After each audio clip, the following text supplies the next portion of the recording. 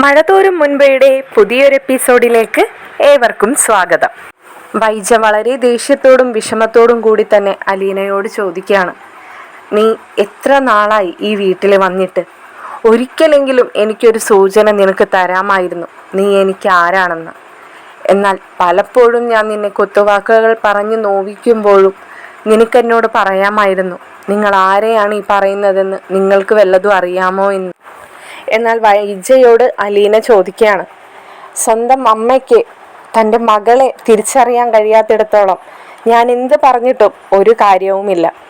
Madam അത് വിശ്വസിക്കുക പോലും ഉണ്ടായിരുന്നില്ല. ഒരിക്കൽ മാഡത്തിനോട് ഞാൻ ചോദിച്ചതാണ്, ആഗ്രയിൽ പോയി വന്നതിന് ശേഷമാണോ മാഡത്തിന് ഈ സ്വഭാവത്തിലൊക്കെ ഇത്രയും മാറ്റമെന്ന്. ആ കഥയിൽ നിന്നെങ്കിലും മാഡത്തിന് ഞാൻ ആരാണെന്ന് അന്വേഷിച്ചു പോകാമായിരുന്നല്ലോ. അത് ചെയ്യാൻ പോലുമുള്ള മനസ്സ് മാഡത്തിനുണ്ടായിരുന്നില്ല. ഞാൻ അങ്ങനെ പറഞ്ഞത് മാഡത്തോടുള്ള വാശിയും വൈരാഗ്യവും തീർക്കാൻ വേണ്ടിയിട്ട് ഞാൻ എന്തോ അന്വേഷിച്ച് നടക്കുകയാണെന്നുള്ള ചിന്ത മാത്രമായിരുന്നു മാഡത്തിന്. അലീന, നീ ഒരു കാര്യം മനസ്സിലാക്കണം. എന്നോട് പറഞ്ഞത് പ്രസവത്തിൽ എൻ്റെ കുഞ്ഞ് മരിച്ചെന്നാണ്. അല്ലാതെ ആ കുഞ്ഞിനെ വളർത്താൻ കൊടുത്തിരിക്കുകയാണ്. നീ പോയി നല്ലൊരു ഭാവി ജീവിതം നിനക്കുണ്ട്, ആ ജീവിതം ജീവിച്ചു തീർക്കാൻ നോക്ക് എന്നൊന്നും അല്ല എന്നോട് പറഞ്ഞത്. നീ ഇത്രയും വിവരമുള്ളൊരു പെൺകുട്ടിയല്ലേ, ആ നിനക്ക് ചിന്തിക്കാവുന്നതല്ലേ ഉള്ളൂ എൻ്റെ അന്നേരത്തെ മാനസികാവസ്ഥയൊക്കെ എന്തായിരിക്കുമെന്ന്. വിദ്യാഭ്യാസവും വിവരവും തമ്മിൽ ഒരുപാട് വ്യത്യാസമുണ്ട്.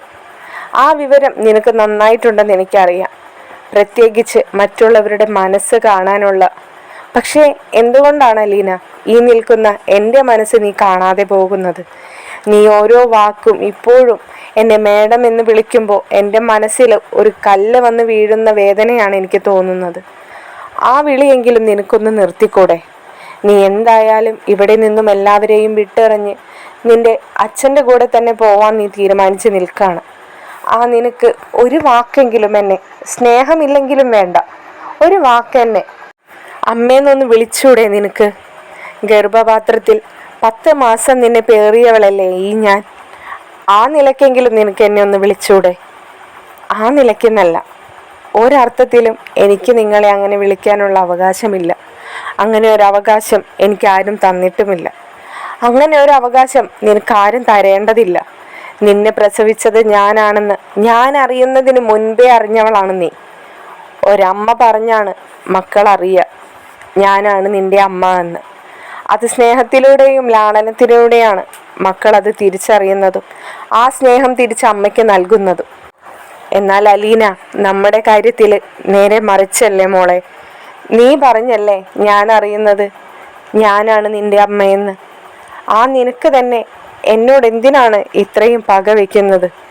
എനിക്കറിയാം നിന്നോട് ഞാൻ ചെയ്തു പോയതൊന്നും നിനക്ക് ഈ ജന്മത്തെ മറക്കാൻ കഴിയില്ലെന്ന്. പക്ഷെ അമ്മയും മക്കളും തമ്മിൽ പൊറുക്കാത്തതായിട്ടുള്ള ഒരു തെറ്റും ഈ ഭൂമിയിൽ ഉണ്ടായിട്ടില്ല അലീന.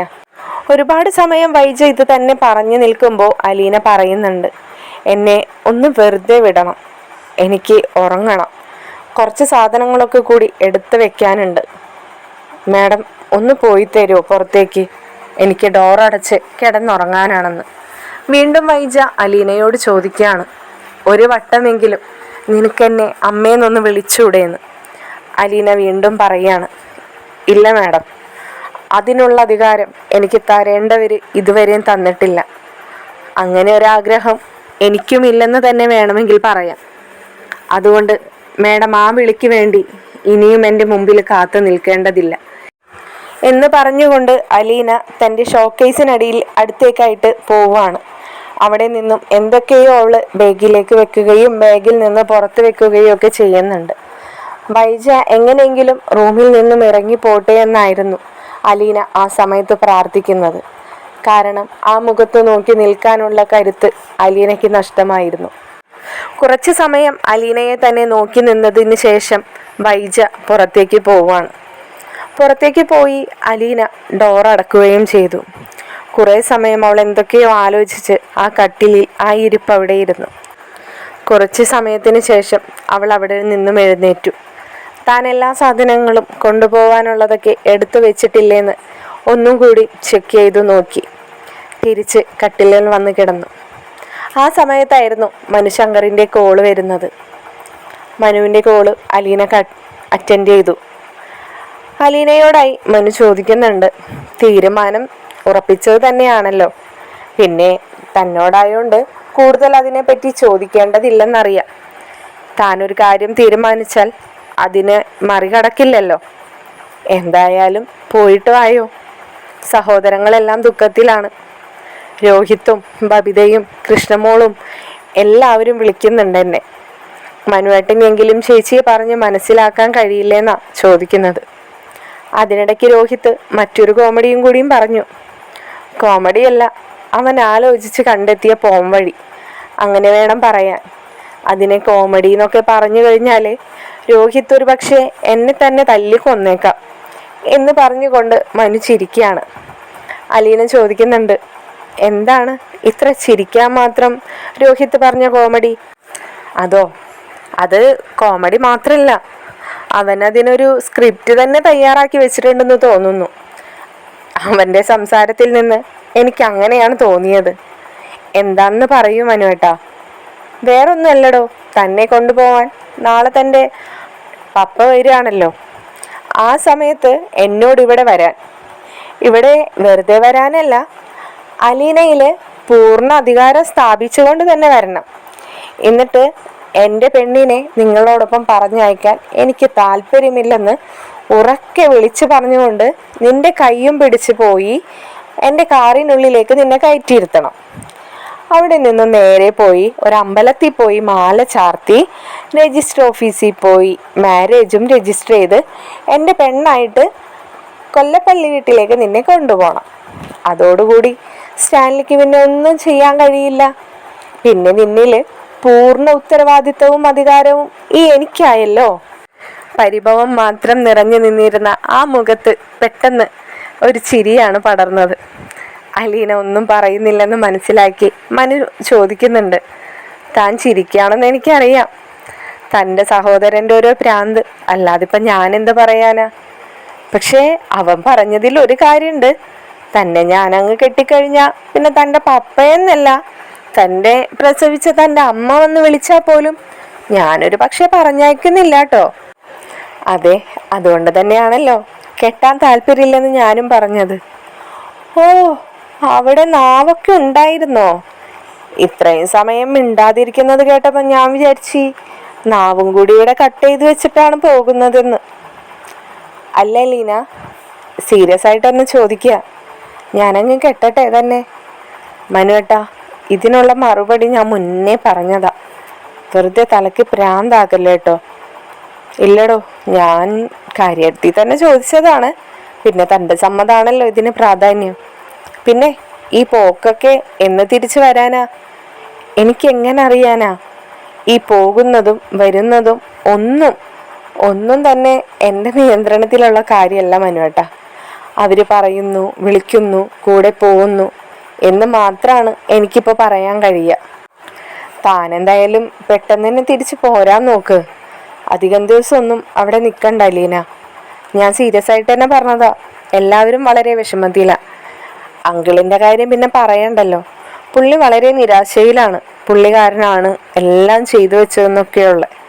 തന്നോട് വല്ലാത്തൊരു കുറ്റബോധവും ഉണ്ട് അങ്കിളിന്. അതിൻ്റെ ഒന്നും ആവശ്യമില്ലല്ലോ മനുവേട്ടാ. അച്ഛനെ എനിക്കറിയാലോ. എന്നോട് ആരെങ്കിലും പറഞ്ഞു തന്നിട്ട് വേണോ അച്ഛനെ കുറിച്ച് ഞാൻ മനസ്സിലാക്കാൻ? എന്തിനാ ഇങ്ങനെയൊക്കെ? ഞാൻ എത്ര വട്ടം അച്ഛനോട് പറഞ്ഞതാ. കുറച്ച് മുമ്പ് പോലും എൻ്റെ മുറിയിൽ വന്ന് പോയതാണ്. എനിക്കെന്തൊക്കെയോ ഗിഫ്റ്റൊക്കെ തന്നിട്ടുണ്ട്, ബ്രേസ്ലെറ്റും ചെയിനും അങ്ങനെ. ആഹാ, ജ്വല്ലറിക്കാരനായ അച്ഛൻ മോൾക്ക് വളരെ വിലപ്പെട്ട സമ്മാനം തന്നെയാണല്ലോ തന്നിരിക്കുന്നത്. അച്ഛൻ എന്നോട് പറയുക, ഞാനിതൊക്കെ അണിഞ്ഞ് തന്നെ വേണം എപ്പോഴും നടക്കാൻ. മിററിൽ നോക്കുമ്പോൾ ഇതൊക്കെ കാണുമ്പോൾ അച്ഛനെ ഓർക്കണമെന്ന്. ഇതൊക്കെ കണ്ടിട്ട് വേണമല്ലോ എനിക്ക് അച്ഛനെ ഓർക്കാൻ. ഓ, അത് ശരി, അങ്ങനൊരു കാര്യമുണ്ട് അല്ലേ?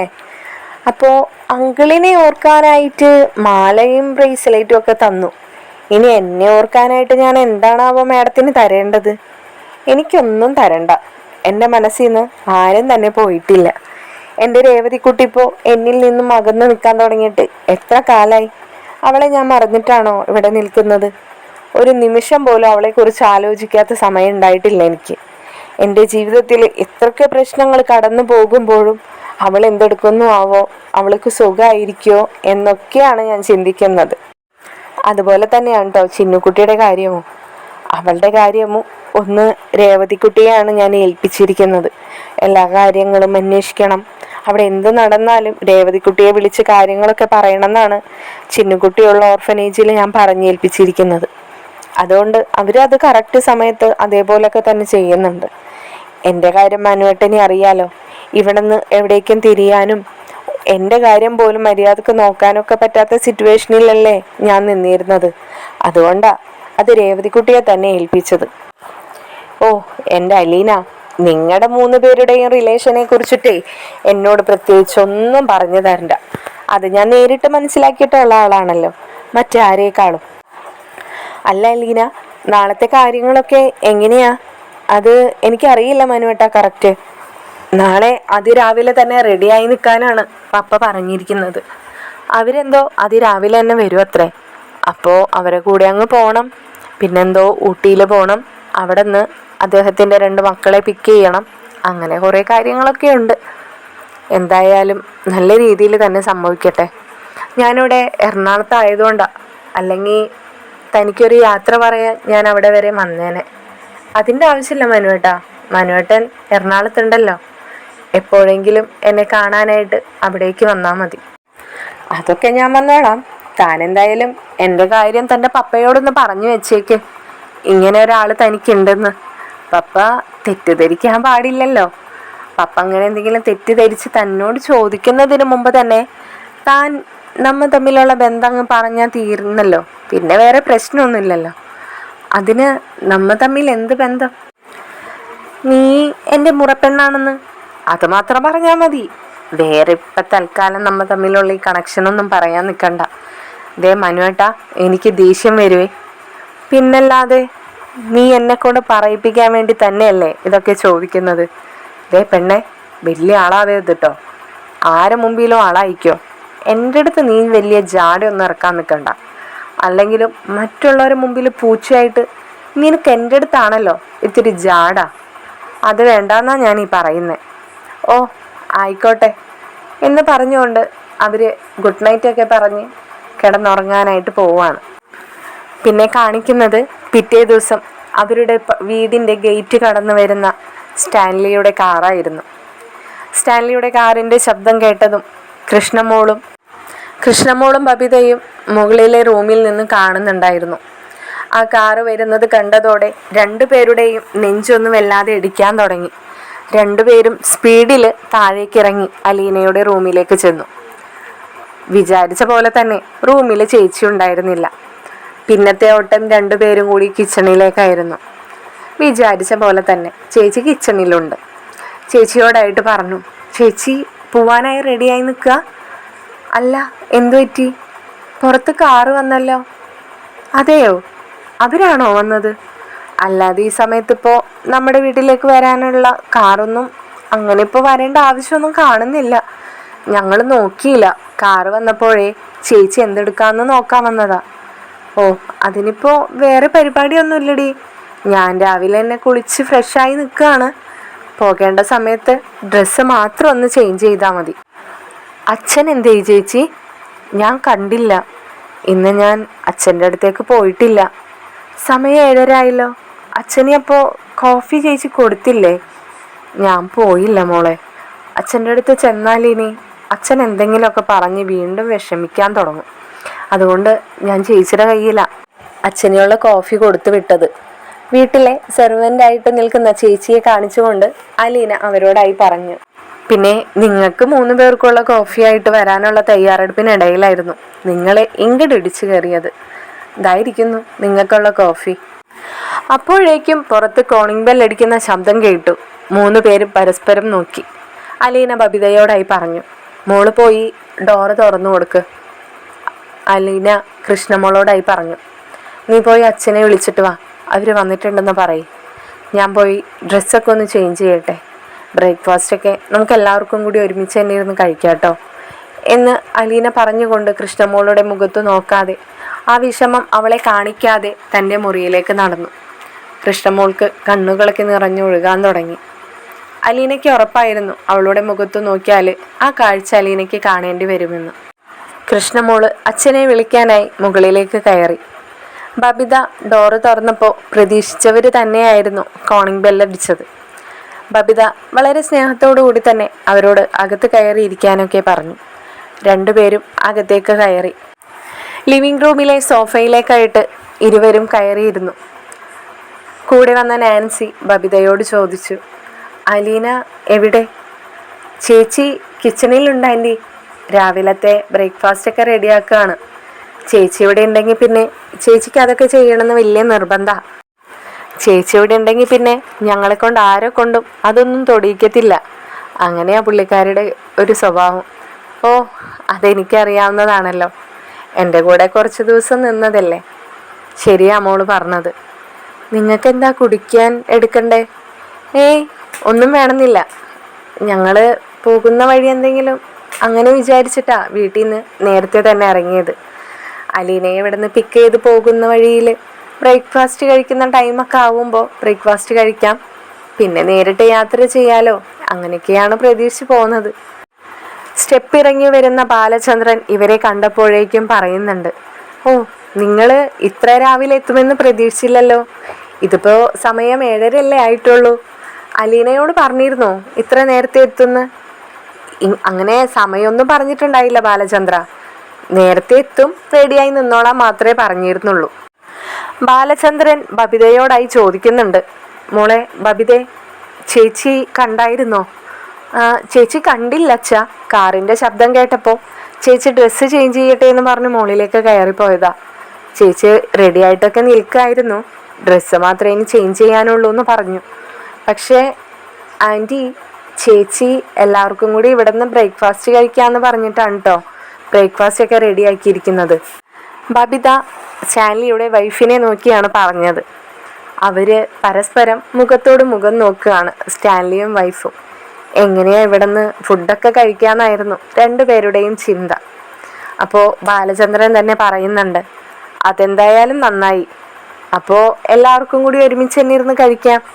മോള് പോയി ചേച്ചിയെ വിളിച്ചിട്ട് വായു എന്ന് പറഞ്ഞുകൊണ്ട് കൃഷ്ണമോളെ അലീനയുടെ അടുത്തേക്ക് വിടുന്നുണ്ട്. കുറച്ച് സമയത്തിന് ശേഷം രണ്ടുപേരും തങ്ങളുടെ കയ്യിൽ ഓരോ ബാഗുമായിട്ടാണ് ഇറങ്ങി വരുന്നത്. ഇത് കണ്ടു നിന്നപ്പോൾ ബബിതയ്ക്ക് വല്ലാത്തൊരു മാനസിക ബുദ്ധിമുട്ടൊക്കെ തോന്നുകയാണ്. ചേച്ചി പോവുകയാണല്ലോ എന്നൊരു സത്യം ഉൾക്കൊള്ളാൻ കഴിയാത്തതുപോലെ. എങ്കിലും അവൾ അതൊന്നും കാണിക്കുന്നുണ്ടായിരുന്നില്ല. വന്നവരുടെ മുമ്പിൽ നമ്മുടെ വിഷമം കാണിച്ചിട്ട് കാര്യമില്ലല്ലോ എന്നാണ് അവൾ മനസ്സുകൊണ്ട് ചിന്തിക്കുന്നത്. ഇത് കാണുന്ന ബാലചന്ദ്രൻ അലീനയോടായിട്ട് പറയുന്നുണ്ട്, ഓ, നീയപ്പോൾ പോവാൻ റെഡി ആയിട്ട് തന്നെ നിൽക്കായിരുന്നു അല്ലേ എന്ന്. അപ്പോൾ അലീന പറയാണ്, അച്ഛാ വീണ്ടും മുകളിലേക്ക് കയറി പോണ്ടല്ലോ എന്ന് വിചാരിച്ചിട്ടാ.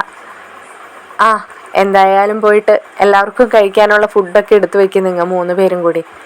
ഞങ്ങളെന്താ ഇപ്പോൾ വന്നിരിക്കാന്ന് പറയുന്നുണ്ട്. ഇതേ സമയത്തായിരുന്നു ബൈജയുടെ മുറിയുടെ ഡോറ് തുറന്ന് ബൈജ പുറത്തേക്ക് വരുന്നത്. ബൈജയ്ക്ക് സ്റ്റാൻലിയെ കണ്ടതും തൻ്റെ സകല നിയന്ത്രണവും വിട്ട പോലെ ആയിപ്പോയി. ബൈജ അങ്ങനെ തന്നെ മുറിയിലേക്ക് കയറി വാതിൽ വലിച്ചടച്ചു. ആ വാതിലടച്ച ശബ്ദം സ്റ്റാൻലിയുടെ മുഖത്തടിച്ച പോലെയായിരുന്നു സ്റ്റാൻലിക്ക് തോന്നിയത്. സ്റ്റാൻലിയോട് ബാലചന്ദ്രൻ പറയുന്നുണ്ട്, നിങ്ങൾ വരൂ, നമുക്ക് ഭക്ഷണം കഴിക്കാമെന്ന്. അപ്പോൾ ആൻസി പറയാണ്, വൈജയ്ക്കിപ്പോഴും ഞങ്ങളോട് ശത്രുത തന്നെയാണോ ബാലചന്ദ്ര? അത് ആരോടാണ് എപ്പോഴാണ് ശത്രുത എന്നൊന്നും നമുക്ക് ചിന്തിക്കാനും പറയാനും പറ്റാത്തൊരു ക്യാരക്ടറാണ്. അതിനെക്കുറിച്ച് ആലോചിക്കണ്ട. ഇപ്പോൾ ഇതൊക്കെ കണ്ടിട്ടും കേട്ടിട്ടും എനിക്ക് നിങ്ങളോടൊക്കെ ക്ഷമിക്കാനും പൊറുക്കാനും കഴിഞ്ഞല്ലോ. അതുപോരെ നിങ്ങൾക്ക്? എന്തായാലും നമ്മ രണ്ടാളും ഒരേ തോണിയിൽ യാത്ര ചെയ്യുന്ന ദുഃഖിതരായ യാത്രക്കാർ തന്നെയാണ് അല്ലേ എന്ന് ബാലചന്ദ്രൻ ആൻസിയോട് ചോദിക്കുമ്പോൾ ആൻസി തിരിച്ച് ഒന്നും പറയുന്നില്ല. ആൻസി അവിടെ നിന്നും എഴുന്നേറ്റ് വാഷ് ബേസിൻ ലക്ഷ്യമാക്കി നടന്നു. പക്ഷേ സ്റ്റാൻലി ബാലചന്ദ്രൻ അതിനുള്ള മറുപടി കൊടുക്കുന്നുണ്ട്. സ്റ്റാൻലി ബാലചന്ദ്രനോടായി പറയുന്നുണ്ട്, ബാലചന്ദ്രൻ ആ പറഞ്ഞ വാക്കിൽ ഒരു തിരുത്തുണ്ട്. അത് ബാലചന്ദ്രൻ അറിയാതെ പോയതാണെങ്കിൽ അറിയിക്കാൻ വേണ്ടി പറയുന്നതാണ്. നിങ്ങൾ രണ്ടുപേരും തുല്യ ദുഃഖിതരല്ല ബാലചന്ദ്ര. കാരണം എനിക്ക് വേണ്ടിയിട്ട് ആൻസിയെ എൻ്റെ വീട്ടുകാർ കല്യാണം ആലോചിച്ചപ്പോഴേ ആൻസിയോട് എനിക്ക് നേരിട്ട് കാണണമെന്നും എനിക്ക് കുറച്ച് കാര്യങ്ങൾ സംസാരിക്കാനുണ്ടെന്നും പറഞ്ഞുകൊണ്ടാണ് അവളെ ഞാൻ പള്ളിയിലേക്ക് വിളിച്ചു വരുത്തുന്നത്. അന്ന് ആ പള്ളി നടയിൽ വെച്ചിട്ട് ഞാൻ അവളോട് എൻ്റെ ജീവിതത്തിൽ നടന്ന എല്ലാ സത്യങ്ങളും ഞാൻ പറഞ്ഞതാണ്. ഞാൻ ആഗ്രയിലെത്തുന്നതും വൈജയുടെ സഹോദരനായ ശിവേട്ടനെയും കുടുംബത്തെയും പരിചയപ്പെടുന്നതും അവരുടെ കുടുംബം പോലെ തന്നെ എന്നെ അവർ സ്നേഹിച്ചു തുടങ്ങിയതും അതിനിടയ്ക്കാണ് വൈജ എന്ന് പറയുന്ന അദ്ദേഹത്തിൻ്റെ സഹോദരി അവിടേക്ക് വരുന്നതും അവൾക്ക് വേണ്ടിയിട്ട് എൻ്റെ ഒരു സുഹൃത്തിൻ്റെ സ്കൂളിൽ തന്നെ അവൾക്ക് നല്ലൊരു ജോലി റെഡിയാക്കി കൊടുക്കുന്നതും പിന്നെ അവിടെ നിന്ന് നടന്ന എല്ലാ കാര്യങ്ങളും എല്ലാം അറിഞ്ഞുകൊണ്ട് തന്നെയാണ് ഞാൻ അവളെ വിവാഹം കഴിച്ചതും ആ വിവാഹത്തിന് അവൾ സമ്മതം മൂളിയതും. അങ്ങനെ നോക്കുമ്പോൾ നിങ്ങൾ രണ്ടാളും ഓരോ തോണിയിലെ യാത്രക്കാരല്ലല്ലോ ബാലചന്ദ്ര എന്ന് പറഞ്ഞുകൊണ്ട് സ്റ്റാൻലിയും കൈ കഴുകാനായി വാഷ് ബേസിൻ്റെ അവിടേക്ക് പോവുകയാണ്. ബാലചന്ദ്രൻ ഒരു ചെറു പുഞ്ചിരി മാത്രമാണ് ഇതിനെല്ലാത്തിനും നൽകിയത്. ബാലചന്ദ്രൻ മാത്രമാണ് ചതിക്കപ്പെട്ടവനും വിഡ്ഢിയായി മാറിയതെന്നും ബാലചന്ദ്രൻ സ്വയം ചിന്തിച്ചു പോകുകയാണ്. സ്റ്റാൻലി ബാലചന്ദ്രനോട് പറഞ്ഞ ആ മറുപടി അത് അലീനയ്ക്ക് കേട്ടപ്പോൾ വല്ലാത്ത വിഷമം തോന്നുന്നുണ്ട്. അലീന പതിയെ തൻ്റെ അച്ഛൻ്റെ അടുത്തേക്ക് വന്നിട്ട് ബാലചന്ദ്രനോട് പറയുന്നുണ്ട്, എൻ്റെ അച്ഛൻ ഇതൊന്നും കേട്ട് വിഷമിക്കരുത് കേട്ടോ. അച്ഛനെ പോലെ ഈ ലോകത്ത് ഇത്രയും ക്ഷമാശീലനായ ഒരു ഭർത്താവ് ഒരിക്കലും ഉണ്ടാവില്ല അച്ഛ, അതെൻ്റെ അച്ഛൻ മാത്രമാണെന്ന് അലീന പറയുന്നത് കേട്ട് ബാലചന്ദ്രൻ പറയാണ്, നിനക്കെന്താ എനിക്കിതൊക്കെ കേട്ട് വിഷമായി എന്നാണോ നീ വിചാരിക്കുന്നേ? അയാൾ പറഞ്ഞത് സത്യാവസ്ഥയാണ്. കാരണം എന്നിൽ വന്നൊരു തെറ്റിദ്ധാരണയാണത്. ഞാൻ ഉദ്ദേശിച്ചത് മറ്റൊന്നും ആയിരുന്നില്ല. കാരണം ഞങ്ങൾ രണ്ടു കൂട്ടരും ഓരോ കുടുംബം വെച്ച് മുന്നോട്ട് പോകുന്നവരായിരുന്നു. ഇടയിലേക്ക് അവർക്ക് മറ്റൊരു ബന്ധത്തിലുണ്ടായ ഒരു കുട്ടി കയറി വന്നു, അത്രേ ഞാൻ ഉദ്ദേശിച്ചുള്ളൂ. പിന്നെ സ്റ്റാൻലി പറഞ്ഞതും സത്യം തന്നെയല്ലേ മോളെ, അതിലെന്തിനാ നമ്മൾ വിഷമിക്കുന്നത്? സത്യങ്ങൾ പറയുമ്പോൾ വിഷമിക്കാൻ തുടങ്ങിയാലേ ഈ ലോകം നുണകളുടേത് മാത്രമായി മാറും, ഇപ്പോൾ എനിക്ക് സംഭവിച്ചതുപോലെ എന്ന് പറഞ്ഞുകൊണ്ട് സ്റ്റാൻലിയും ഭക്ഷണം കഴിക്കാനുള്ള ടേബിളിനരികിലേക്ക് പോവുകയാണ്. അപ്പോഴേക്കും ബബിതയും കൃഷ്ണമോളും ടേബിളിൽ ഭക്ഷണങ്ങളൊക്കെ നിരത്തി വെച്ചിട്ടുണ്ടായിരുന്നു. സ്റ്റാൻലിയും വൈഫും വന്ന് ഇരുന്നു, ഒപ്പം തന്നെ ബാലചന്ദ്രനും. ഇവർക്ക് 3 പേർക്കും ഭക്ഷണങ്ങളൊക്കെ വിളമ്പി കഴിഞ്ഞതിന് ശേഷം സ്റ്റാൻലിയുടെ വൈഫ് ഇവരോട് പറയുന്നുണ്ട്, ഇനി നിങ്ങളും കൂടി ഇരിക്കേ, നിങ്ങൾ തന്നെയല്ലേ പറഞ്ഞത് ഒരുമിച്ചിരുന്ന് കഴിച്ചിട്ട് വേണം ഇന്ന് പോകാമെന്നൊക്കെ, എന്നിട്ടിപ്പോൾ എന്താ ഇങ്ങനെ ഞങ്ങൾക്ക് ഭക്ഷണമൊക്കെ റെഡിയാക്കി തന്നതിന് ശേഷം നിങ്ങളെന്താ മാറി നിൽക്കുന്നത്? ഇരിക്കേ എന്ന് വീണ്ടും പറയുന്നുണ്ട്. അപ്പോൾ ബാലചന്ദ്രനും പറയുന്നുണ്ട്, അത് ശരിയാണല്ലോ, നിങ്ങൾക്കും കൂടി ഇരിക്കാനുള്ള ചെയേഴ്സ് അല്ലേ കിടക്കുന്നത്, ഇരുന്ന് കഴിക്കാൻ നോക്കിയേ, അകത്ത് നിന്ന് ആ ചേച്ചി അങ്ങ് വിളിക്കേ, അപ്പോൾ പുള്ളിക്കാരി നിങ്ങൾക്കെല്ലാം വിളമ്പിത്തരുന്നു. അപ്പോൾ അലീന പറയുന്നുണ്ട്, വേണ്ട അച്ഛാ, ചേച്ചിയെ ബുദ്ധിമുട്ടിക്കണ്ട, ഞങ്ങൾ തന്നെയൊക്കെ വിളമ്പി കഴിച്ചോളാലോ, എന്തിനാ വെറുതെ ഒരാളെ ബുദ്ധിമുട്ടിക്കുന്നേ എന്ന് പറഞ്ഞുകൊണ്ട് അലീന തൻ്റെ സഹോദരിമാർക്കും ചെയറൊക്കെ നീക്കിയിട്ട് കൊടുത്ത് അവരെ അതിലൊക്കെ ഇരുത്തി അവർക്കുള്ള പ്ലേറ്റൊക്കെ അവരുടെ ഫ്രണ്ടിൽ വെച്ച് കൊടുത്ത് ഭക്ഷണങ്ങളൊക്കെ വിളമ്പി കൊടുക്കുകയാണ്.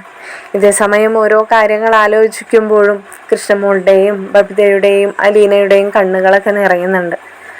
വേറെ ആരും ഇതൊന്നും കാണുന്നില്ലെങ്കിലും സ്റ്റാൻലിയുടെ വൈഫ് ഇതെല്ലാം കാണുന്നുണ്ടായിരുന്നു. അലീനയുടെ മനസ്സ് എത്രത്തോളം വേദനിക്കുന്നുണ്ടെന്ന് മനസ്സിലാക്കാൻ ആ അമ്മക്ക് കഴിയുന്നുണ്ടായിരുന്നു.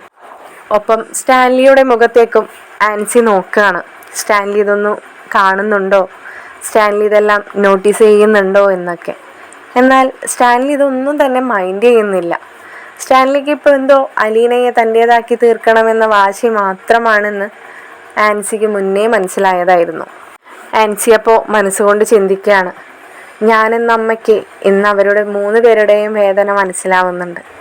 പക്ഷെ വാശിയും വൈരാഗ്യവും നിറഞ്ഞു നിൽക്കുന്നവർക്ക് ആരുടെയും വേദന മനസ്സിലാവില്ല.